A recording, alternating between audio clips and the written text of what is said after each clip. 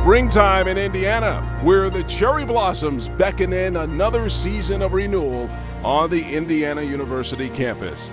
But today, on this hallowed ground, competition is in the air as 33 teams fight for every inch and every lap.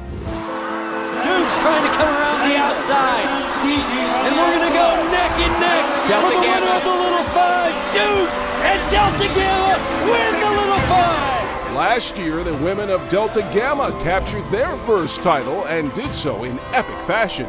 Will KC Dukes and company pull off another victory? Or will the winningest team in women's Little 500 history, Kappa Kappa Gamma, top the podium for the 6th time? This is the world's greatest college weekend.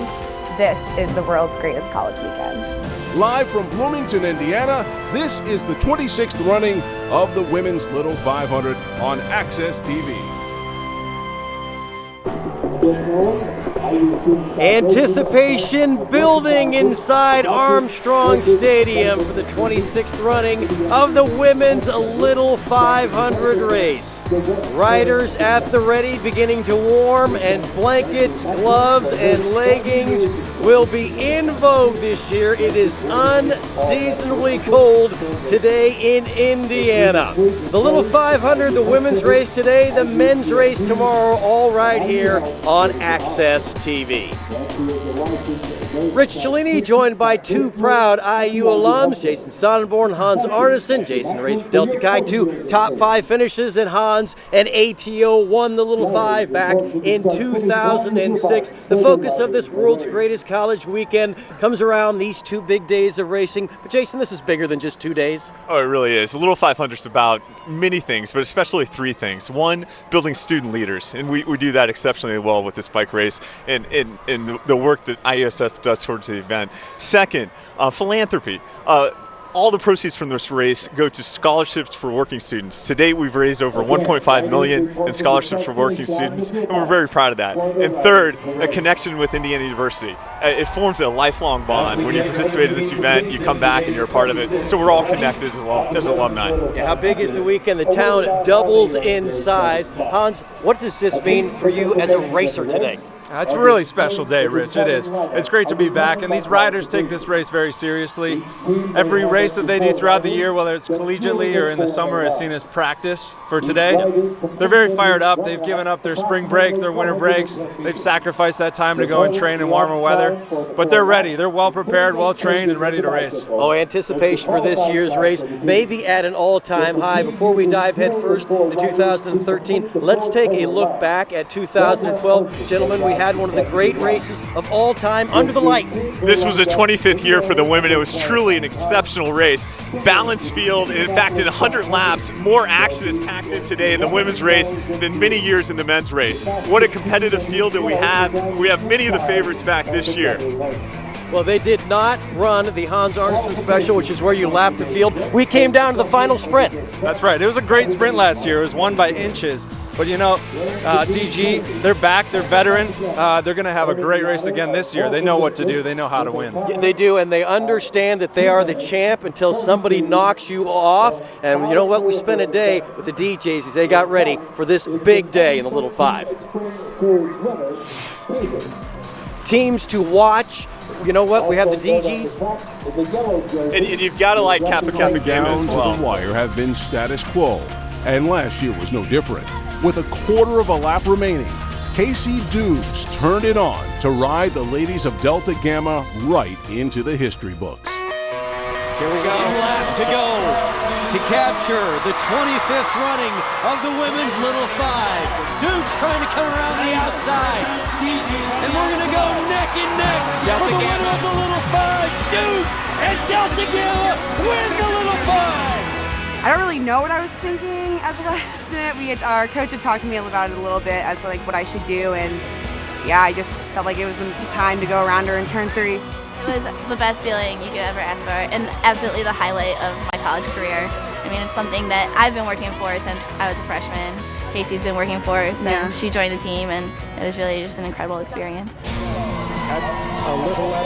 It was actually a little sentimental having Casey beat Theta and having all of Theta's alumni here that had actually started the women's race. So that was I don't know if that rubbed a little salt in their wounds or not, but it was actually pretty cool. It was great to have that tradition, and I think just a little bit more meaningful since it was such a mile marker in this race. Yeah, I think if you're gonna win for us, like our first championship, I think that winning the women's 25th is definitely like the cream of the crop when it comes down. Yeah, so it was really special. It was great. Well, Jason, we understand who the champs are, but there are other teams to watch in this field. Oh, and you've got a lot of notables in the field. Kappa Alpha Theta, they're celebrating 10th anniversary of their last win in 2004. 4 wins under their belt. ITT winners and Chilminiac back on their team. Look for a great performance out of Kappa Alpha Theta. We also really like Teeter, winner of Team Pursuit, strong, balanced team, wins in 2010 and 2011. They're going to be tough to beat. The team in the green jerseys with the pole position, Kappa Kappa Gamma, they're going to be reckoned with as well. They are. I mean, they're kind of my dark horse this year. They're well-rounded. They're well-coached. I think they're going to have a great race, and if they can stay in there to the end, who knows, they may surprise some of the other top teams. You know what, and they're also a lot of fun. We got to spend a day with them as well. The black flag will be thrown. As the winningest team in women's Little 500 history with 5 victories, Kappa Kappa Gamma is poised for their 6th. This year they enter the race in pole position, and as they prepare for race day wearing their green shirts, they know the rest of the field will be hot on their heels. All of our exchanges just came together right before quals in like the most amazing way, and that has a huge thing to do with getting the pole for us. Like, we like to work hard at our exchanges. Races are won and lost with those, I think. I think it really is just the beginning of our season. It just starts us off on a good note. I mean, I think everyone knows that we're a team that normally ranks well. It makes us more hungry too, because we know now we have something like, you know, we've set a bar for ourselves, and we want to live up to that and really just prove that we hopefully deserve that and work hard to get there. Yesterday we were going psycho in the car. I don't even know why. I think it was because we had such a hard workout. We had, endorphins. We had so many endorphins, so we were just like, ah! It just like really fuels our flame because we want to live up to the expectations that have been placed in Kappa. And I think it's just a confidence booster knowing that we've had such a great program for so long with great coaches that we're lucky. I think anyone's game plan is to break away when you have depth in your team, and I think that's what we have. So we have sprinters, we have riders that can go out there and do long distances, and I think we have a lot of heart. So I think we really want it this year. Yeah. So I think that definitely is going to play in our favor. I mean, most teams say that they want it, but we really want it. We really want it. So much of this is based on tradition. You know, those young women would like to add their own chapter of greatness. Oh, absolutely. Kappa Kappa Gamma with the most wins in Little 500 history with 5, and they're starting where they're most accustomed to. These girls always qual well. They're starting in the number 1 slot. They'll be wearing the green jersey, and look for a great race for them today. All right, time now to introduce the 4th member of our broadcast team down to the infield, and here's Jill Savage. Thanks so much, Rich. We are going to have bad weather conditions today, to say the least. It's very windy down here on the track. It's 41 degrees right now, but it feels more like 32. I was able to talk with some of the riders before, and they said they're so excited. They don't care about the windy conditions, and they're just happy it's not raining like it was last year. Now, the good news for all the ladies that will be racing today is that the track is wet and compact, and that might make for the best conditions the women have ever seen, Rich. It is going to be a fast track, and we're going to work our way toward the green flag here and get this day of racing started. The 26th running of the Women's Little 500 on Access TV will be back in a moment.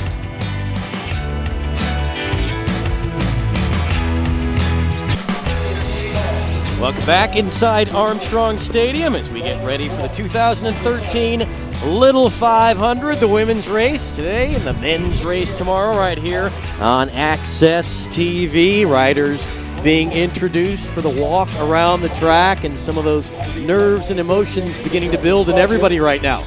Yeah, and they just need to be patient at this point. There's so much pageantry with the Little 500. Right now they are amped up, they're excited. All the women from their houses and dormitories are out to support them, but the race isn't going to start for another 10 to 20 minutes, so they just kind of need to take their time and loosen up. Yeah, Hans, you said one of the more difficult parts is sitting there trying to stay calm as we get ready to go. That's right. You try to stay calm, you try to stay warm, you try to stay focused, and you'll see some of the riders who may be starting this race. They're going to not walk around the whole lap with the team. They're going to hop on the trainer and try to keep those legs warm. Well, Hans and Jason both participated 4 times in this Little 500. Hans was the champion in 2006 for Alpha Tau Omega. Time for a little flashback to greatness. Into lap 24, a little over 15 minutes old is the 56th Men's Little 500 here on the campus of Indiana University. Oh, this is great. It looks like Hans is trying to get away right now. Putting the pedal down hard. This is a 200-lap race. I've never seen a performance like this in the track. This is unreal. Hans has lapped the entire field by himself. Kissing the crowd, Hans knows how to play it up. 1 lap to go to win his first ever Little 500. Down the stretch, the Borg Wagner Trophy awaits. The 56 Little 500 goes to Alpha Tau Omega.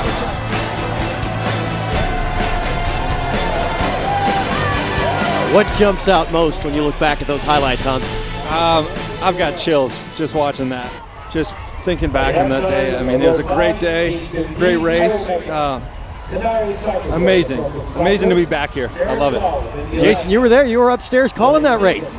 Yeah, after I've called 12 and I've seen a number of these at this point, and I really believe that was an exceptional performance and unlike anything I've ever seen here at the Bill Armstrong Stadium. You know, the fun part of coming back year after year and watching these races is we see things that we haven't seen before. Sometimes very much on a positive side. Sometimes things might make you wince a little bit, but we expect a wonderful women's race today. We really do, and that's what's so exciting. The women have taken this event so far in 26 years that you have 5 or 6 teams that are all legitimate contenders today. They are so well trained and have created such an exciting race that I truly believe it competes with the excitement level of the men's race, second to none. Well, some of the things that get you excited are the great performances. Some of the things that make you sometimes cringe a little bit are the crashes, and we've never gone through a race, either on the women's or the men's side, without a few pile-ups. And you know what? Here's a look at some of the things that make the Little 500 so exciting. Oh, and there was a crash at the back of the field. Sometimes riders just overlap. Oh, and the cutter rider, we just had a crash. And a pile-up. Huge crash. That's Phi Delta Theta Sigma Chi. Cutters are down. And we've got our first crash in the back of the pack. Absolute carnage. We had a guy on his top tube here. Team number 30. Oh, and a spill by Kappa Kappa Gamma. They're not having quite the day they had hoped for there. Oh, look at that. Just get away. And some of the bumping and another little mishap. Just shot all the way inside, and what really hurts about that is that you just hit your shoulder and your collarbone right on that cement gutter. Oh, that was not a good exchange. And we already have a crash. Yeah, really just chain reaction crashes, you know.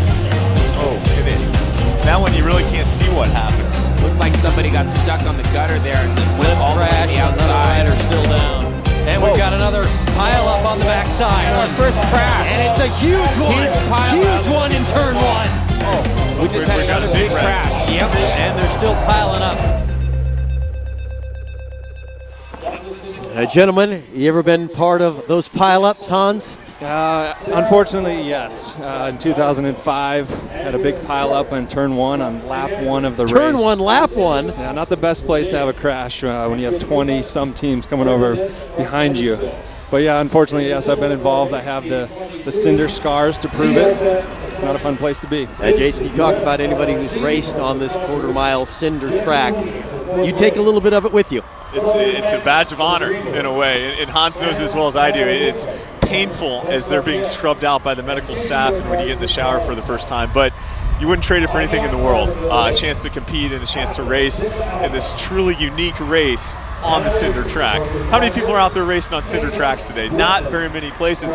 This is our 63rd year, and we're still excited about the quarter-mile track here at Bill Armstrong Stadium and the history and the tradition that we have along with it. Well, you talk about that, and what was this race designed for at the beginning? To get students involved, and it's grown into so much more that not only students and alum and people, this is something to keep an eye on, to follow, and to get excited about every spring. That's exactly right. I mean, Howdy Wilcox in 1950 saw students whipping around campus on their bicycles, and he thought, fantastic. What a great way to get students involved, get students participating. And in this day and age, we need that more than ever. So 63 years later, you've got leaders building teams of 4, alumni coming back every year to support their teams, and it really is something special. And you talk about real team effort and teamwork. It's not just a one-person race in this. You have to have a certain number of exchanges, and that's also part of the strategy in this race. That's right. With the women's race today, you have to do at least 5 exchanges. And I think we're going to see that today. Here you've got an exchange taking place on the track.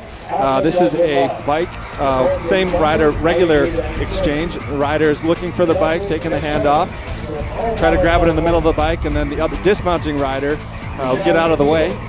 And you can see really what she's looking for there. She's got a 90-degree kind of slant with her right arm. Wants to give a nice, good landing spot so the rider can come into that nice target. She picks up speed. She picked it up pretty smoothly there, Hans. That's right. I mean, the biggest thing there for the rider taking the bike, I think, is to run with it a little bit, get up to full speed, and hop back on that bike. I do a demonstration with riders when I was coaching. We'd show one person who's starting on a bike from a standstill and another one who's running and sprinting and jumping on, and showing them how you get up to speed a lot faster that way.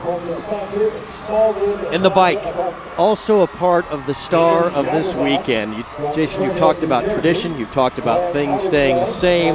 When they say mount your Schwinn bicycles, it means something. Well, in the 70s, we had a former Olympic rider, Wayne Stetton, in the race, and he found this bike and he called it the Great Equalizer. He said, there's only so fast I can go on this bike. It's because there's only one gear. It's a 46 by 18. The coaster brake is obviously unique, which we saw in the exchange earlier. 700 by 32 wheels. They pump them up to, what do we hear, Hans, around 70 to 80 PSI. And everybody's riding the same tires, the stock tires. There are a couple things that you can change. And one of those being the pedals. The other, they custom build their own wheels. So you'll see some really nice wheel sets out there today, but not a lot has changed with the bike since the race started in 1951. Why do they call it the Great Equalizer? Well, you've only got one gear, and the only way that you can make that bike go faster is by pedaling it faster. And today that might be a factor. There's a strong headwind on the back stretch. I think those teams who have trained and lifted weights are going to show and be able to separate themselves sometimes if they want to. If they want to do the extra work and go out there by themselves, they'll be able to separate themselves from the pack. Well, you have those teams that are the favorites that we've touched on, the teams to watch.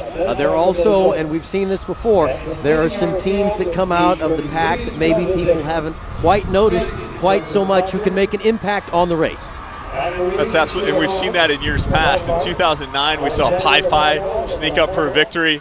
And Delta Gamma last year, a strong team, but essentially surprised a Teeter team that had won Team Pursuit and done a whole lot of great things in the spring. So it's not always the favorites, especially with the women this year. I think it's just as balanced as ever. And I tell you what gets you excited if you follow this is the names that are coming back to compete once again. Some people to defend a title, other people for a little bit of redemption. And now let's go down for our invocation, which will be done by Brother Patrick Hyde from the St. Paul's Catholic Center. Attention in the pit area. Starting riders, report to the start-finish line and assume the starting grid with your bicycle. Attention. This new rule, infield access now is closed. Those patrons with an infield pass may not re-enter the infield until the race is completed. As we wait for Brother Patrick Hyde, riders at the ready, everybody getting things put in place. And we'll see the Chevy Camaro right there as our pace car, and we'll do 3 laps after we do a little more of the pomp and circumstance to get everybody ready before we get to the green flag and begin racing. just like the Indy 500, you see them line up in the grid, 33 rows, and we talked about our founder, Howdy Wilcox. His dad had won the Indianapolis 500 in 1919, and this race has started and patterned after that, the Indianapolis 500. Once again, and so many of the neat carryovers in the state where racing is huge. Yeah, racing is a very important part of the culture, you know, Little Five's kind of no exception to that, but we like speed here in the state of Indiana, right? And so these women are going to get those bicycles moving today. And we will have some fast riders today, especially on this really hard track. The rain that came in and they got that pushed away, and the cinder track. What did they tell us earlier today? Some of the coaches talked about that it felt like asphalt on it. And here's our race information for the day. Bill Armstrong Stadium and our quarter-mile cinder track. Maximum amount, 33 teams, 4 riders per. 100 laps to determine a champion, and any minimum of 5 exchanges during the race. Here's Brother Patrick Hyde. To honor, to respect, and to pray for all of those people who have been affected by the tragedies in Boston and in Texas this week. So if you would please join me in a moment of silence to honor all of those people.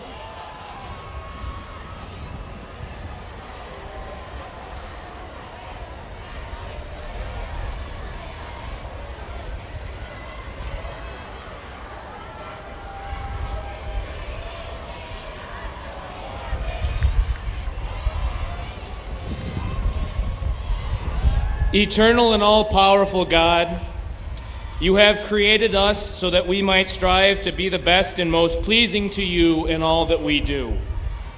Bless all of these competitors that they may compete to their fullest capacity and to the best of their ability, that they may be safe, that they might know your abiding presence, and that the disciplines they have developed may be fully exhibited and sustained through this race and throughout their lives. We ask you, all-powerful Lord, to watch over and bless all who are gathered here in a spirit of joy and competition. We thank you, wonderful God, for all of the work and dedication of those who work to make this day possible, and we ask you to bless them. We pray in a special way for all of those who have been affected this week by the tragedies in Boston and Texas. May all of us come to know your wonderful love and majesty through the experience of this day. We offer this prayer in your holy name. Amen.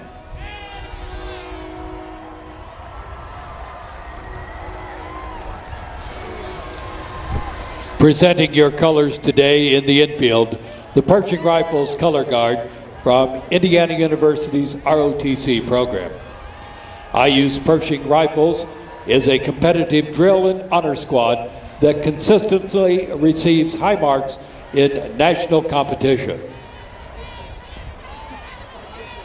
Ladies and gentlemen, and now coming to the platform, we introduce two-time Grammy Award winner and member of Indiana University's faculty from the Jacobs School of Music, Sylvia McNair. Sylvia, of course, an alumnus of Indiana University, originally from Mansfield, Ohio. Please rise, remove your caps, as Sylvia McNair presents our national anthem.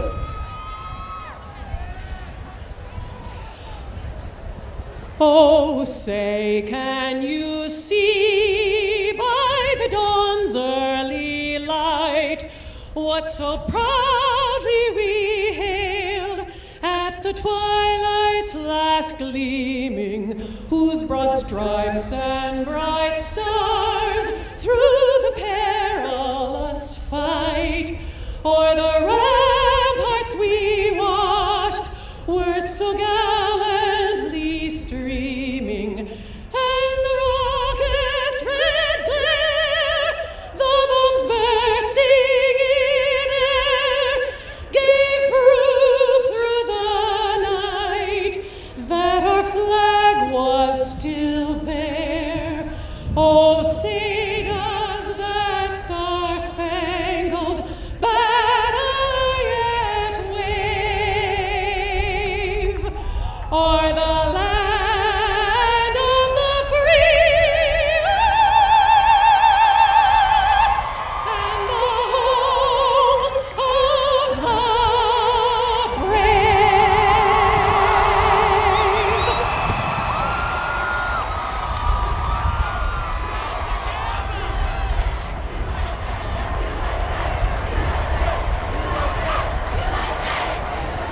As the starting riders are coming to the start-finish line and we get ready for racing, we present Indiana University's a cappella men's group, Another Round, with Back Home Again in Indiana.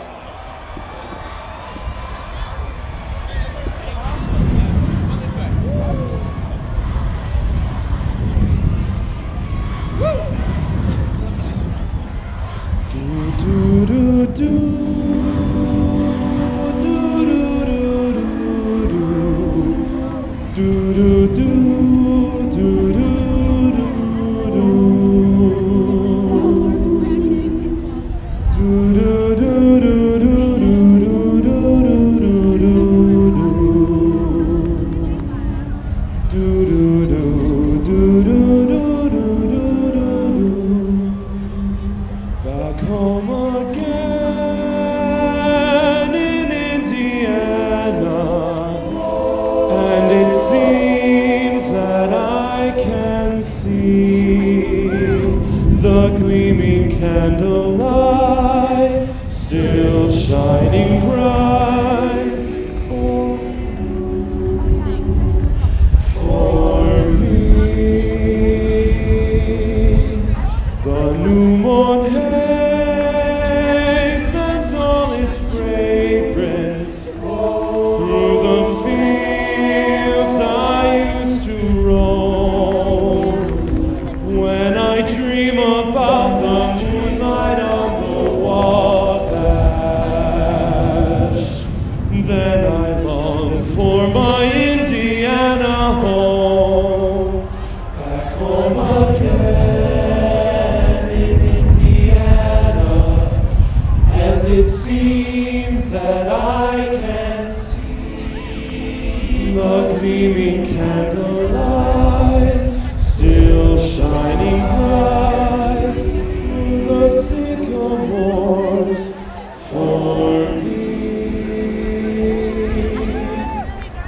The new morn sends all its fragrance from the fields I used to roam. When I dream about the moonlight on the Wabash,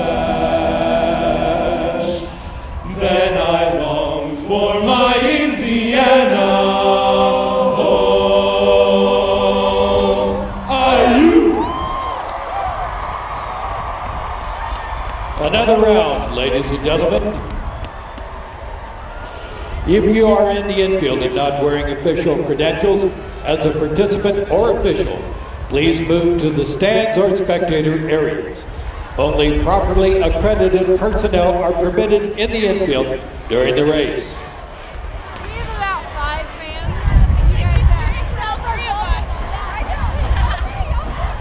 Once again, riders, please be to your starting positions on the track as we continue with our program.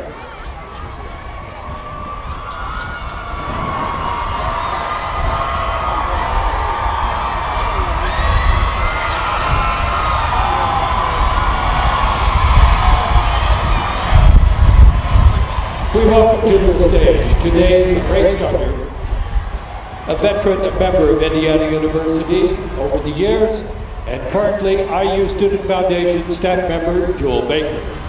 Jewel has been a member of the Student Foundation staff for 25 years. We thank her for those great years of service, and please join us in a round of applause as we offer appreciation of Jewel Baker for all she has done for the IU Student Foundation and the Little 500.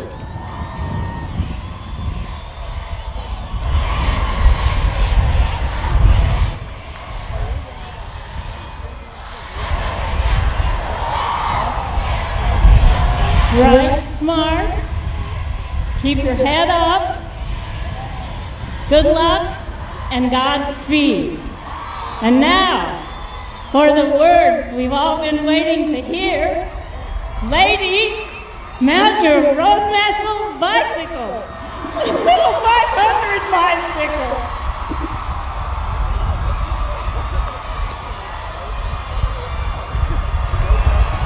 They'll They'll do a few warm-up laps, 3 to be exact, and then we will drop the green flag and get the 26th running of the women's Little 500 underway. It is windy, it is cold, and it is beginning to spit a little snow. Yeah, truly the strongest is going to endure today, Rich. They're going to need to they're going to need to buckle down and win this one with fortitude and strength.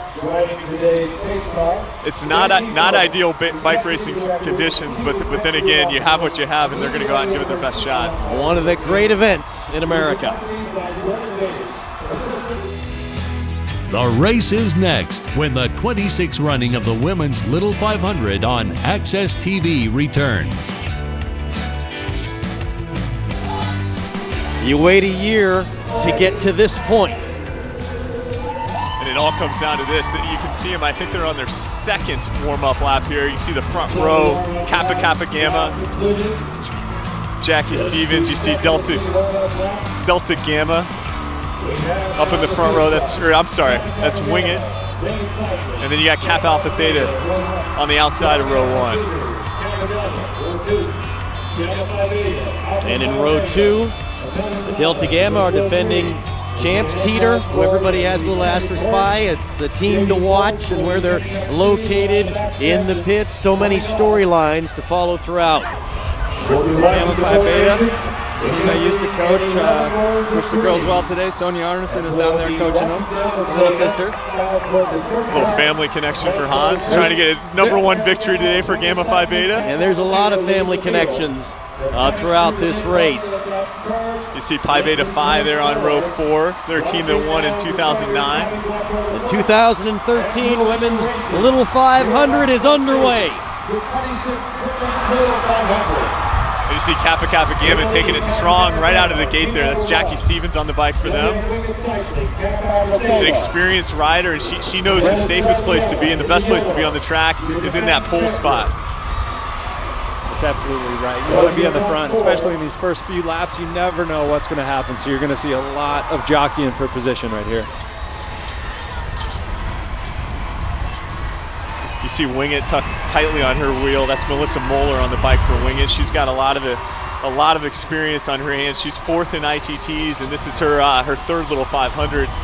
And coming down this first piece of the track, the wind is at the rider's back, and the wind is significant here today. And then as they get into the backside, they'll have to pedal against it.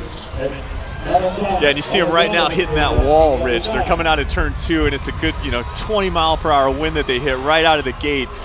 So that's going to cause a little bit of havoc on the backstretch. It's going to slow down and bunch up, as you see right now. You see a good 8-9 riders wide there. That's right. You also see 8-9 teams that are already losing a straightaway there within the first 2 laps. Well, Hans, you talked about that the teams who have lifted weights, who have trained and really put in the time to be strong will be able to pedal through that wind, and those who haven't may get exposed early. That's absolutely right. I think those strong teams are actually looking forward to this 100-lap race and separating themselves, really showing their strength, flexing their muscles out there. Speaking of strength, you got Teeter on the front. That's Emma Coughlin. Emma's a very experienced rider. Her older brother David rode for the Cutters. Emma with a top 10 finish in ITT and missing out.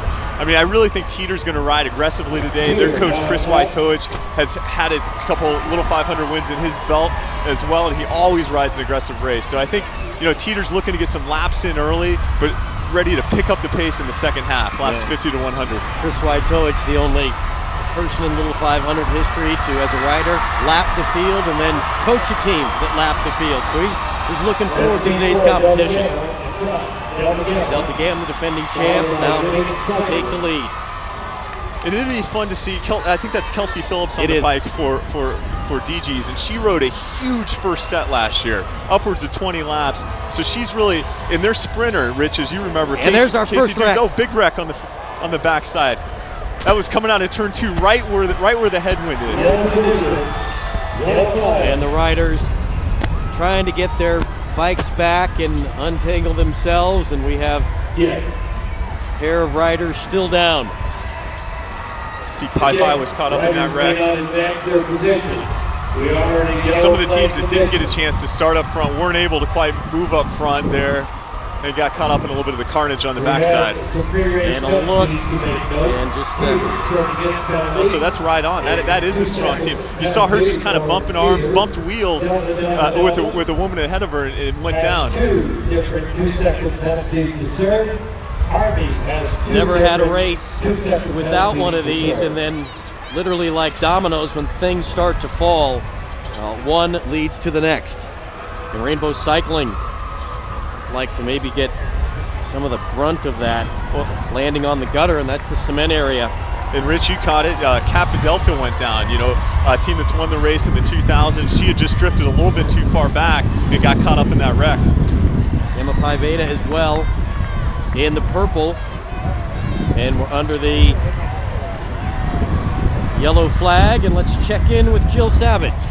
Thanks, Rich. We were notified before the race started that Teeter was going to have a 2-second penalty for not attending a race earlier this week. They have already gotten that done under the yellow flag. Emma Coughlin went in as soon as she could over to the penalty box, so they are all taken care of there and are back on to the race, Rich. Thanks, Jill. And they didn't, Coach Wojtowicz didn't think that was going to be a big problem. Hans, you had to serve a penalty the year that you were the champion. Coach Wojtowicz talked about it, that, it's unfortunate. You get a little piece of miscommunication. Some people don't show up where you think they're going to be. He said, the ruling is the ruling. We'll serve it and quickly move on. That's right. It is unfortunate. There's a number of circumstances where you can incur a penalty, but 2 seconds is not too much. I mean, Chris is right there. He knows how to handle it. He knows that he told me before the race they were going to try to serve the penalty under yellow, so they were prepared. The riders knew what to look for, when to serve it, and how to react.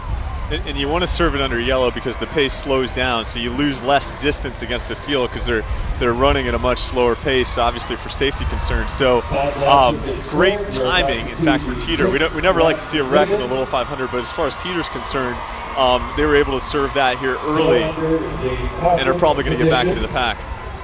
Still under the yellow flag. 6 laps have been scored. 6 laps into the 26th running of the women's Little 500 here at IU. The world's greatest college weekend. Sometimes when you hear people say world's greatest about anything, you think they might be over the top. I don't think you guys are too far off on that one. This is a wonderful weekend to watch everybody come back with the pride of being a Hoosier. Training staff still working on some of the riders.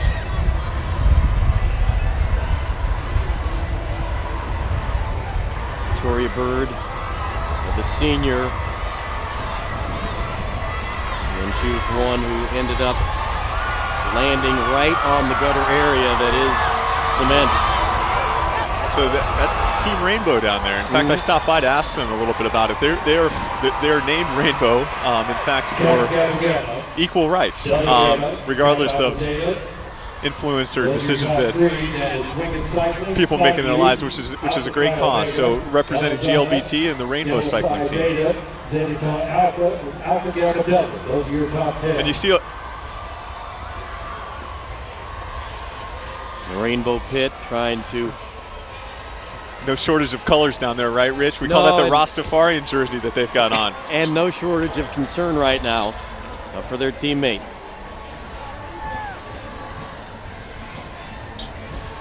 Kappa Kappa Gamma, Delta Gamma, Kappa Alpha Theta, and Wing It as well, and everybody under the yellow caution flag, just keeping that steady pace, and you have to be careful not to creep at this point. That's right. Creeping is when you're advancing, you're improving your position under yellow, improving your position to the leader of this race. So the team out there, it looks to be Kappa and Green, is leading the race at this time. They can set the speed. They're kind of told by the pit judges on the judges on the infield here as to what speed they should ride, and then every other team is supposed to maintain their distance to the leader. So you can talk to the judges on the infield and ask them, am I going the right pace? Am I not? They'll try to tell you if you're going too fast or not, but if you've been warned and you don't slow down, you will be given a penalty for creeping. Well, even though these are under yellow, that these do, these laps do count, which in essence shortens the race. It does shorten down the race, Rich, and it slows down the race. And in these cold conditions, and actually the women might not like it that much. They want to be out there and they want to be pedaling, working very hard right now. we're at lap 8, so this has been a longer yellow than normal. Hopefully we can get back to green here soon. And hopefully that rider is all right who crashed with Rainbow Cycling. Yellow flag conditions, 8 laps have been scored. There's Victoria Bird, who went down for Rainbow Cycling. And you see a lot of the contenders still up front, right, Hans? We've got Kappa Kappa Gamma. They're the leader on yellow. You got Kappa Alpha Theta. You got Delta Gamma and Wingit. Wingit's the team there in black. So a lot of the favorites are together. What kind of things are you thinking about as it's getting ready to go back to green? Well, these top teams right now, they want to shed every other team that they can. They want to make this a fast race, and they want to try to break it up. It's going to be safer for them and everybody else if it's a smaller group, not having so many people so wide going into all the turns. So they're going to look at this, and I think we're going to go green in a couple laps here, and I think they're going to pick up the pace. You'll see them surge probably for 4 to 6 laps, keeping it as fast as they can. Yeah, and they might want to drive it a little bit, because remember, Teeter served that penalty, right? So Teeter's about as straight away back from the leaders. And remember, Teeter is one of our most balanced, strongest teams in the race. So I really think that, Kappa's Kappa Alpha Theta, DG, Wingit, a little bit of camaraderie, a little bit of teamwork, maybe to try to drop Teeter now. Put him in a little bit of trouble. That's a great point. That's exactly right. I forgot about that. The Teeter's off the back right now. They're definitely going to be working to keep them some distance away from Teeter. Teeter's a huge threat in the race today. I think every other team, they should be talking amongst themselves right now, saying, hey, let's work together. I'll take half a lap pole, then you pole, let's rotate through. Teeter is completely isolated. And Teeter, 3 of their riders finish in the top 10 of ITT. And you talk about balance and strength put on one team. Yeah, they've got all kinds of strength, and so I think. But one of the factors today is the weather, and when you're all alone in this wind, it's a tough place to be. We'll see what happens now. Back to green. And the stronger riders and the leaders, Kappa Kappa Gamma and Delta Gamma, are going to start lapping riders here early with just 11 laps scored. And you can see it's all strung out there on the backstretch, which really helps Teeter a little bit. They're going to start to get a draft here soon, and we'll want to work back up through the pack. Kappa Kappa Gamma with a strong lap right there, turning it over.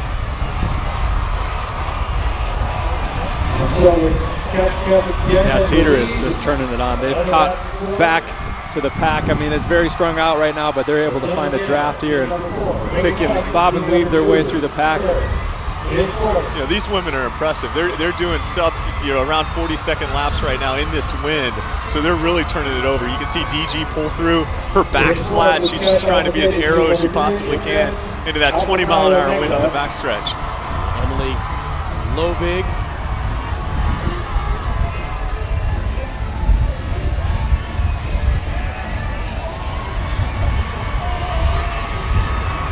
That's still Kelsey Phillips on the bike, the senior finance major. And you do see them working a little bit together now, right? We see them trading pulls on the front. So you saw Kappa's take a strong pull, now Wingett's taking a strong pull. So these women are teaming up out there. Really smart racing.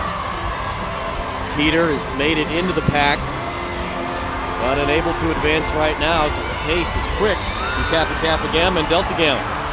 And that's Emma Coughlin on the bike for Teeter. She's a very, very strong rider, but she's done a huge set right now and has had to bridge. So her challenge is not to be 15 riders back right now or so, but is try to get back up there in the top 5 where she can get out of trouble.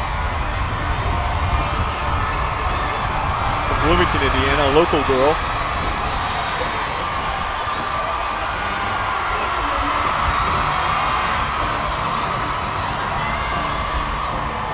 Kappa's pull off, and nobody really pulled through there. And see, that's what they need to keep it hot. So you see the team there in the red. Who do we have there, Rich? Pulling through, trying to keep it hot. That's Melanzani, the team in the red. And Teeter finally comes in for an exchange. So Emma with a huge first set, serving that penalty, catching back up to the pack, handing off to Lisa Hutchinson. Hutchinson, the sprinter. For the Teeter team, team that will be reckoned throughout this 100-lap race. And now you've got a fresh rider on, so I don't see I don't see too much risk. I see her probably getting back up with the leaders here. See her making her move on the outside in turn 2.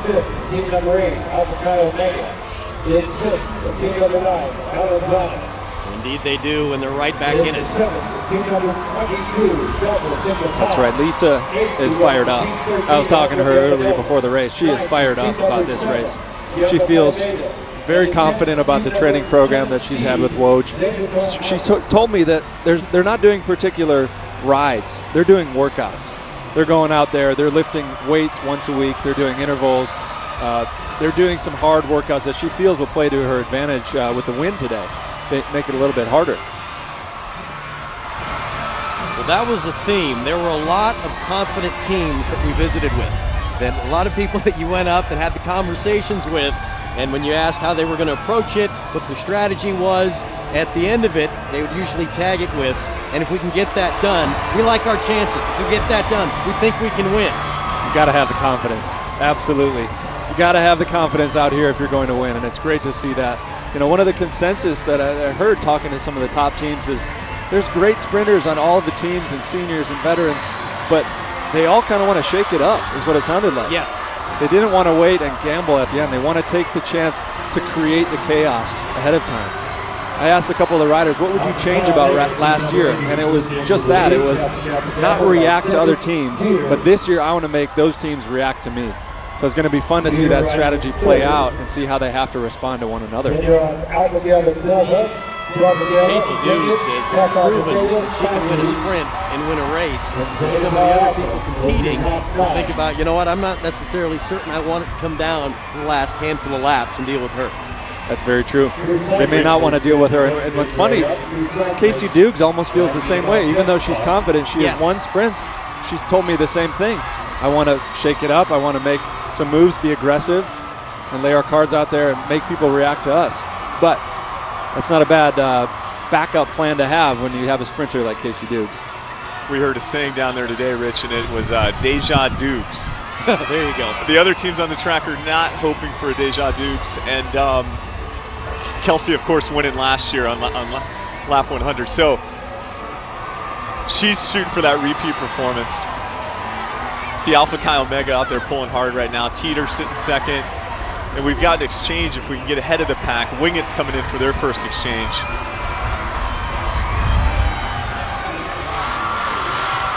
Alpha Chi Omega not trying to lend any ground there for that gap on the Wingett exchange. Great exchange, though. Puts her right back in it.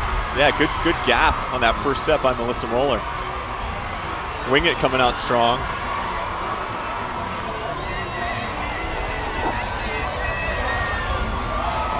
And going right back to the front. I like the strategy. You got to stay out of trouble. You want to make people react. Go right back up to the front and start setting the pace. So what about Alpha Chi Omega though up there? The team in blue. You know, we didn't have them on our radar early. You see Kappa Alpha Theta. I think that's on the outside, coming in for an exchange. Is AKO still pulling hard?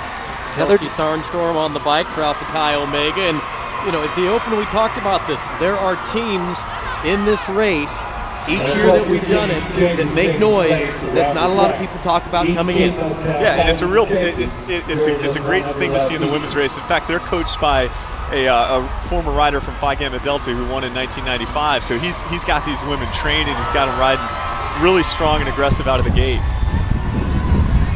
I like it. I like the strategy. I mean, especially at this point in the race, stay up front, keep riding hard. And the benefit of this race, what's so great is you've got a team event with 4 riders. You can go out there and ride super hard, burn a couple matches, and then come exchange, get off the bike, have a little bit to eat, have a drink, and rest up. Get ready for round 2. Make the other teams work hard. So I like the strategy of riding hard out there. That's one of the fun things about Little 5. You don't see in normal bike racing, right? All the riders have pits, right? So kind of what happens in a pit is a whole story in itself. You've got, lap counters and you've got boards, you got food, and you're in there resting before you get back on the bike. You just don't see that in any other event. You don't. It's very unique. I love that about this race. It's a team event. You have to rely, you have to trust, you have to build up that trust throughout the season. Here we see our pole position team in green, Kappa Kappa Gamma, coming in for their first exchange. It's a bike exchange. And because of the good gap there, right? So Kappa gets right back in on the front. Good set there. Was that still Jackie Stevens who rounded out a big first set? Hands it off to Losif. So over 20 laps there as we're on 22 for Jackie Stevens. So a shorter set here for Lisa Hutchinson, Teeter's number 2 rider. It's Ashton DeHaan getting on for Teeter. Teeter would like to keep Hutchinson to some shorter sets so that if they can, get her down to the final 7 laps so she can get in, get comfortable, and then try to win it in the sprint if that's what it's going to take. Where she's fresh. When she was talking before the race, she said she was on the last lap last year and she got beat. And she said, I learned so much last year just by being there. I feel prepared this year. And you've got to believe that. And the team's a little bit, better prepared as well. That's exactly right. I think experience and awareness is so important. And you see DG here getting set up for an exchange. And that's one thing that they have is experience. I think they have 7 Little 5 races under their belt between 3 of their veteran riders. They do. That's the most of anybody, Hans, and they're going to come in for their first exchange. And Pam Lobig told us that DG's, she coaches them so they can coach themselves. And she said it's not a set number of laps. You ride until you've left it all out there, and then you give it up to somebody else. And here's Pam's sister, Emily Lobig, now on the bike. Which is a really progressive thought in regards to coaching. Years ago, coaches would write down all the laps that every rider was going to ride and have all this strategy before the race. And the trend now in the race is to equip the riders to essentially react and have the ability, just like you said about Pam, she trains her riders to be able to react and do their own thing throughout the race and keep racing. Well, we've had some good exchanges throughout the day. Sometimes that can be a bit of a mystery for teams, but so far, so good between everybody today on the exchange end. Well, it's something that you have to do well in the Little 500. You just can't afford to drop an exchange or have a mechanical during one or wreck and take somebody out. There you can see the bike-to-bike exchange. So in the Little 500, each team only has 2 sets of bikes. So if you're at different seat heights, you're essentially doing that bike-to-bike. And here the riders are of the same height. Oh, and that's not what you want to do, right, Hans? That's exactly right. You do not want to fall down. This is a good example of an exchange. They had a great gap. This is a bike-to-bike exchange. And like Jason was mentioning, with riders of different heights, you've got a mechanic on the infield who has this second bike at all the times when it's not on the track. They may be adjusting the seat height, the handlebar height. They're getting it set up and dialed in for that next rider who's going into the race. Sometimes when you have inexperienced riders, and we've seen this in the past, they don't understand about all the traffic coming behind you and trying to come in for exchanges and not understanding the entirety of what's going on in the race. And we've seen some scary accidents just from people who are focused on trying to get in for an exchange and not knowing all the traffic that's around you. It is such a work of art. In fact, we use the term on the front stretch, sometimes when it looks pretty, it looks like a ballet. And on the back stretch, when it looks real ugly, it looks like a circus. It's all over the place, right? So when you've had a couple years under your belt and you know what's going on, your goal is to make it kind of a ballet, if you will, a work of art. And a lot of these women do it. In fact, as Hans has noted, this is one of our deepest, most experienced women's fields. So, I anticipate a lot of good exchanges today in a very competitive race. It's a good point about the backstretch and sometimes it's a circus. And it's worth pointing out that Teeter, they chose the pit position. That's the last pit on the backstretch. You can choose your pit position based on how you qualify for the race. They'd like to be at the end, but what that creates a little bit of confusion with some of these other teams who may have qualified lower and who may be more of a circus in the backstretch. They've got to watch out for that and make sure that they're staying safe when they bring the bike in and out for exchanges.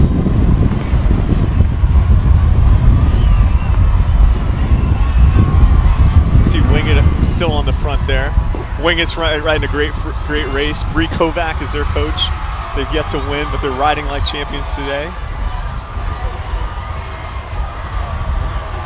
That's right, and Bree Kovac was a champion for Teeter. That's right. They've got 2 coaches down there. One, Sarah Fredrickson from Roadrunners, and Bree Kovac from Teeter, so they've got a lot of knowledge in their pit. Joining the quest for glory, the ladies of Rainbow Cycling, riding for both purpose and a spirit of competition. Whether it's for your sorority sisters or to just flat out stand atop the podium on race day, most teams take to the track with one goal in mind: winning. But since 2006, the women of Rainbow Cycling have been quietly solidifying their place among the powerhouses, while ever mindful of IU's GLBT community. We're able to recruit members even though we're not the most successful team and we're not the strongest riders, because we're riding for a cause, and that's really unique. There aren't that many teams that are doing that, so I think that kind of attracts people to ride to us. To be on the team, you don't have to be gay or lesbian, but if you support the spirit of competition, I think it just gives me that little extra boost, just that I am riding for something. It's not just my friends or people that I know, it's other people too. I feel like this race is very Greek dominated, so a lot of people have these huge support bases because their whole house, their sorority or fraternity will come out and support them. And because we're riding for this cause and to represent this group of people, they also come out and support us, and that feels really good to also be a part of something. Last year in the women's 25th anniversary, I felt really proud being a woman in the race because we haven't always had that equality. Before 25 years ago, women rode tricycles in the Little 500, and we've come so far. Just knowing that we can do what the men do, and it's shown now, and people believe it, it makes you feel really good. Well, nice story there, and Victoria Bird injured early in this race. Went over the handlebars in that pile up and landed on the cement gutter and had to be tended to by the training staff. And we're back to racing inside here at Armstrong Stadium. And there she's out of the tent. That's the good news, and arm in a sling. That's the bad. And you see that a lot in cycling.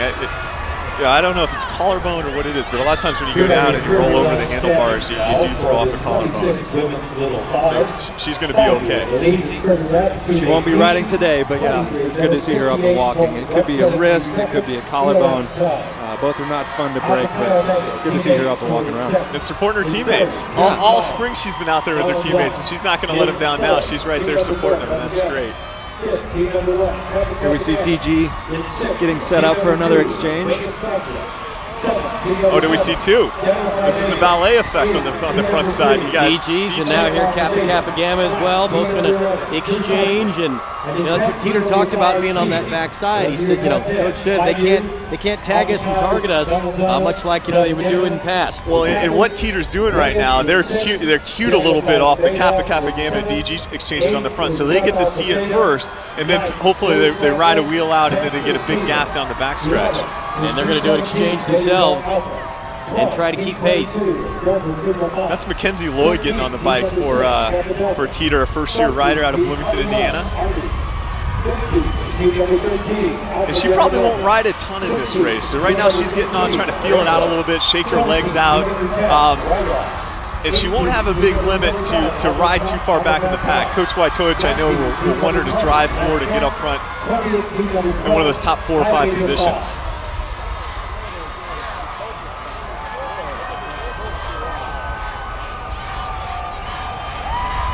Yeah, we should see if we can get a shot of Woj. He's got the whiteboard out. I want to see what he's writing to his rookie on the track there. And words of advice, words of encouragement.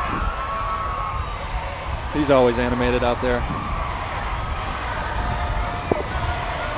It's got a capital P on it. What's that mean?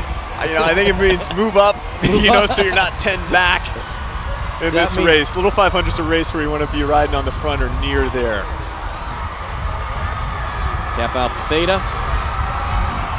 Oh, and we haven't talked a lot about Kat Chominiak. That's who's on the bike right now for Kappa Alpha Theta. A great program. Theta with 4 wins, and Kat, a great performance last year, finishing second. She's back, and she's doing everything she can to get that #1 slot this year. That's right. She finished second last year in a very close sprint. I think she let it out from lap 99 all the way almost to the finish, almost had it. But she took that very personally, the loss. Said that she couldn't watch any race tapes until February of this winter. But now I think she's fired up, and she's understanding that it's bigger than just her. This is a team event. She's fired up and ready to go. We saw that she won the time trials this spring, one of the spring series events. She's got more experience, talking to their coach, Ryan Knapp, they have the mental game now. I don't think they were mentally prepared for that loss and where they were last year, but now they're mentally better. And, we're going to try to do some things to keep her a little fresher right at the end, as opposed to just letting her do so much of the heavy lifting throughout the entire race. I think that's exactly what you need to do.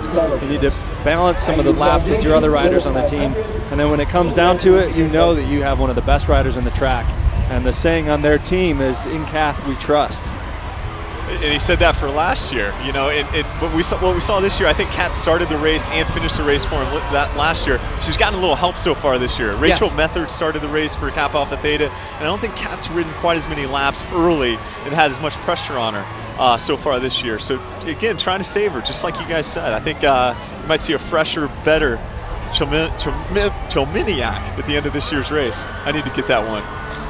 Well, you'll get it. You give us, 10 or 15 degrees warmer tomorrow, you'll be dialed in on that one. It's chilly up here.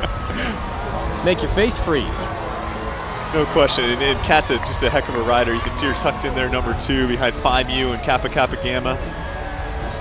And Teeter floating around there on the outside. When we were on the track early, it's kind of interesting. Teeter likes to ride in an outside position because they feel if there's a wreck on the inside, they can get around it easily that way.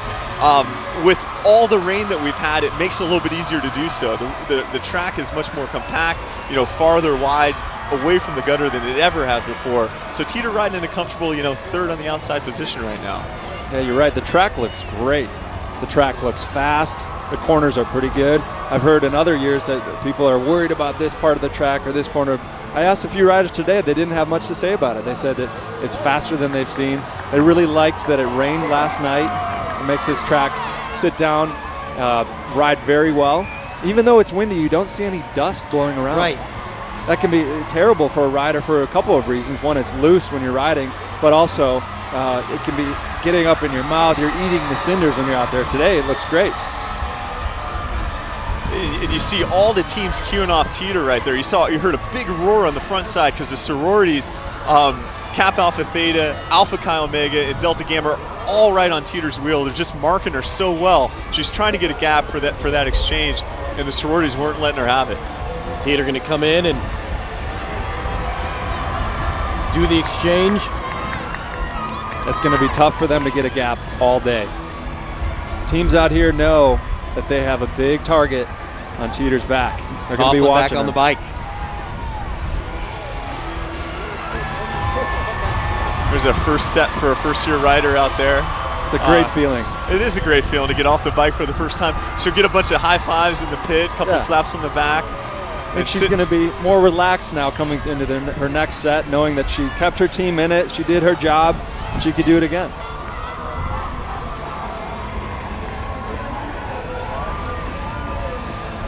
So we've got a big women's field here today, and a lot of teams on the lead lap.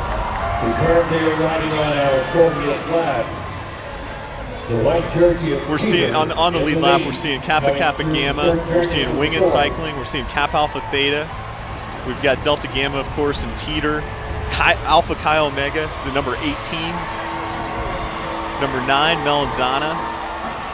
11, Crew Cycling.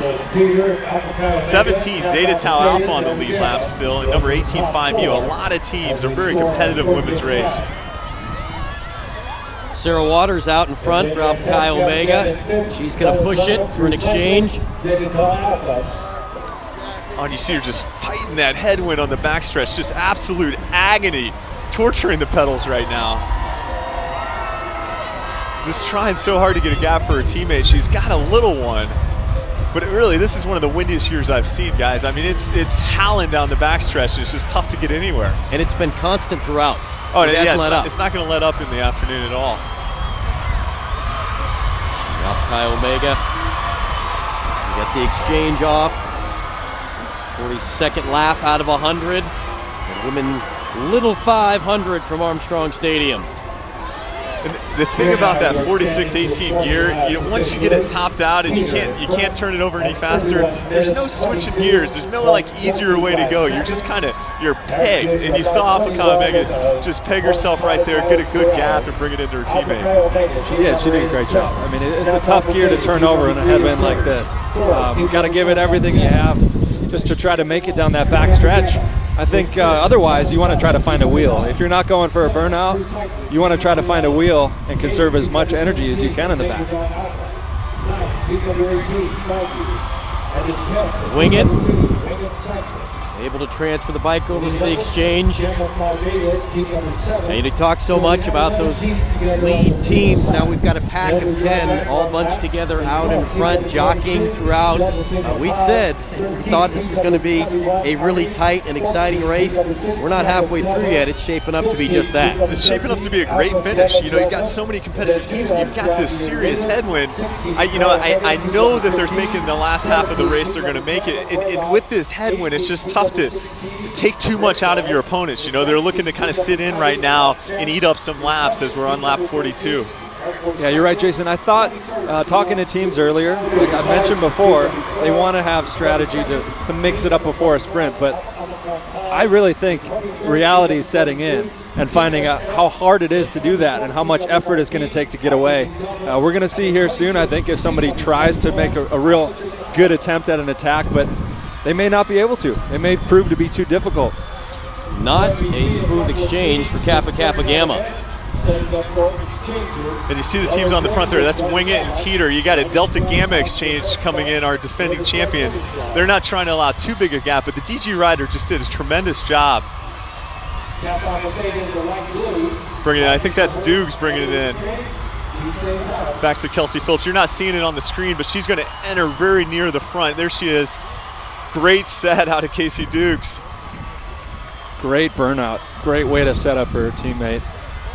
You know, she's just looked fit all spring out here. She won missing out in a very similar fashion to winning the race last year. She's got all kinds of targets on her back. I mean, the question will be, can she deliver? She's got all kinds of pressure today. Dukes, the senior, trying to keep the yellow jersey for Delta Gamma. We'll step aside and break away from racing. This is the 26th running of the women's Little 500 from Armstrong Stadium. Student body out in force. And what you hear all weekend when you're around here is there are memories that will last a lifetime. And we've seen a few spills, but yeah, indeed, looking great.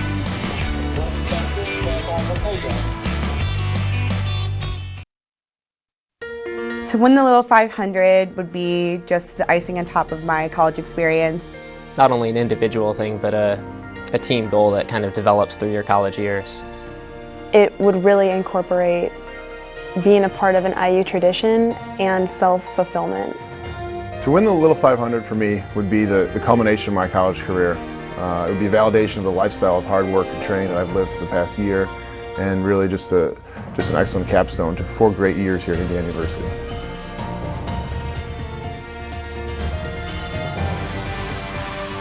Back inside Armstrong Stadium, Rich Cellini, Jason Sonneborn, Hans Arneson, Jill Savage down on the infield. 2013 Women's Little 500. 100 laps around the quarter-mile cinder track, and we've seen some people making some moves. Now DG going to make a move. We have the women's race today, men's race tomorrow here on Access.